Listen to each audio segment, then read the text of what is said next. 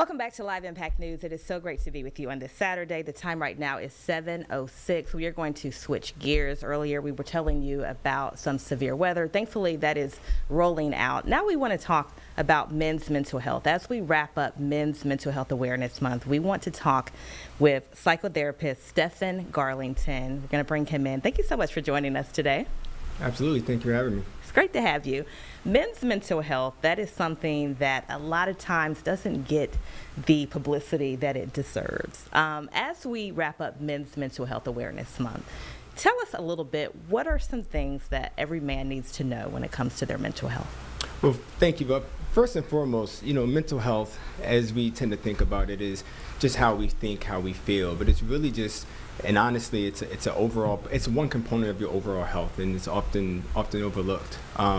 One of the most important things that I would mention as it relates to Mental Health Awareness Month for men is men are overwhelmingly, significantly the least likely gender or population to seek any formal support or help with their overall mental health. I think there's this idea that the more we can take on, the more we can handle, the stronger we are. And I argue that the more we take on, the more we argue, the more tired we get, right? The more wore down we get, the more burnt out we get. And so, I think there's a couple of things that I could recommend if I have time to say. Yeah. Oh, please. Sure. So I think one thing I would just recommend is to check in with yourself. And how do you do that? Try to name how you feel. Sometimes we say, I feel tired, but do we ever ask ourselves why or how did I become this tired? Check on your friends.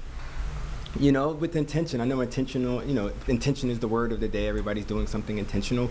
Check in with your friends. Check in with your homeboys. Check in with your mentees, your nephews, your aunts, your uncles, what have you. Check in and not only ask how are you, but how are you and do you need anything from me?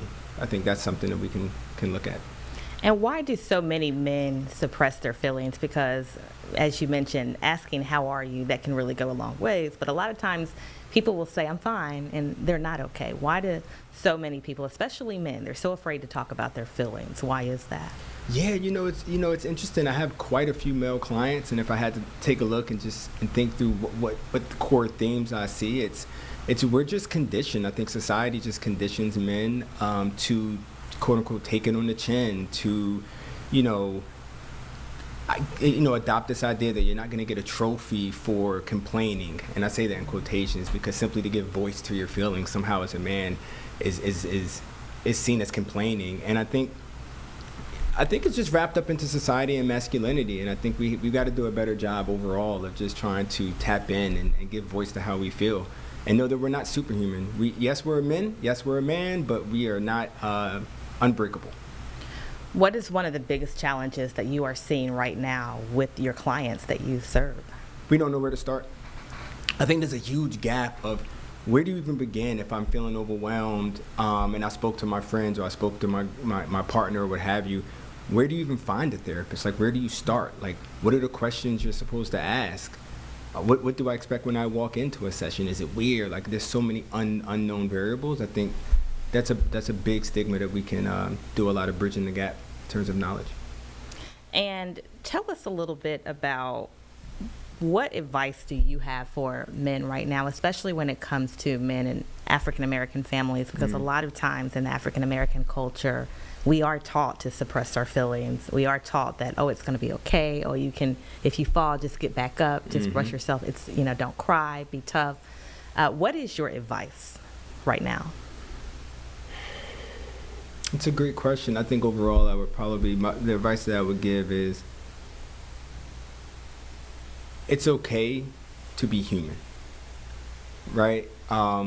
It didn't start with you is something I tell a lot of clients, that so we inherit a lot of, we have this thing called generational trauma, but we inherit a lot of things that to no fault of our own happened when we were 9 or 10 or 14, or we had to move, or we had infidelity in a relationship, or we were fired from a job, or this life happens to no fault of your own.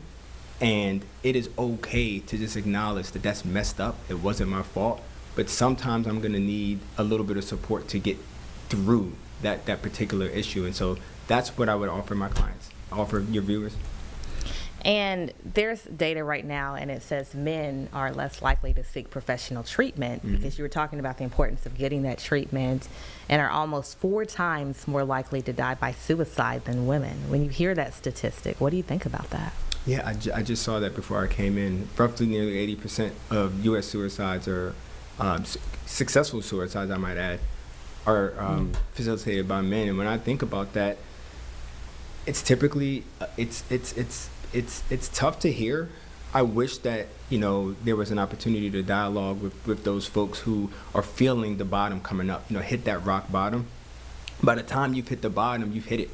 And so a lot of advocacy that I do around this space while I'm on the show now is just to encourage viewers, encourage men around, is when you feel that bottom coming up, like reach out, find one person that you can trust, whether it's your homeboy, your friend, or a colleague, or whoever, and just say, hey, do you have anybody have you ever been in counseling?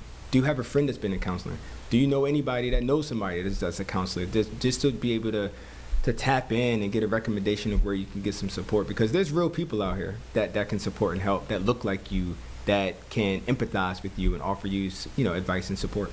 And speaking of support, it's dangerous to not get that support. It's dangerous to walk around and just let things fester and bottle up inside. What happens when folks don't get that support that they need? Our body keeps the score. You ever gone to sleep, woke up, you got 8 hours of sleep, but you didn't feel like you had any rest at all? Absolutely. Yeah, your body knows that. Your nervous system sometimes is running at 100 miles an hour. And I use the analogy all the time. If you're driving in a car at 100 miles an hour, things are just whizzing by, and you can't take the exit at a safe speed. You can't think about what you're going to do. You have to always be so hyper on. And so, yeah, like, it is really, really important to calm your nervous system down, practice stillness, mindfulness meditation, therapy, to just kind of help slow you down so you can take a breath and go, okay, what am I doing? Where am I at? Where do I want to be? I think that's really important to do. And we are going to take a quick break. We're going to be right back after the break. But coming up next, we want to talk about just common mental health symptoms in men. And we're going to continue this conversation. Be sure to stay with us.